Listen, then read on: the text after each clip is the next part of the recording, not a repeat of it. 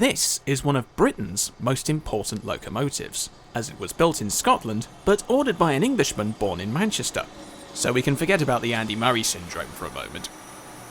460s had been built in Britain for overseas use since the 1870s, but the UK had none to call their own until 1894.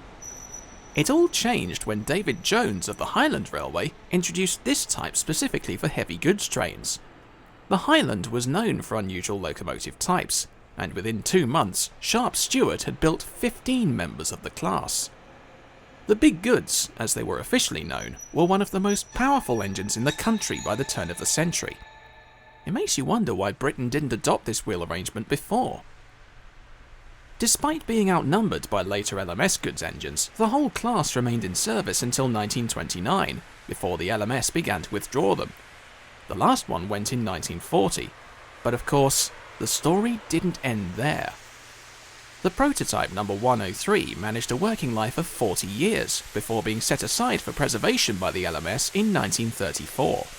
She spent the next 15 years out of traffic, but found a new lease of life in 1959. As one of 4 historic locomotives chosen by BR to represent the Scottish Industries exhibition, the engine was returned to work on special trains around Scotland.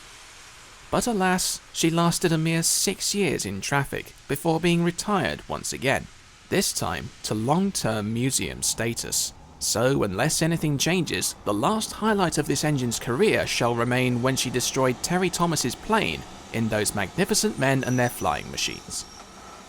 There's tons of other 460s in the UK, sole surviving or otherwise, but without this one, they may never have happened.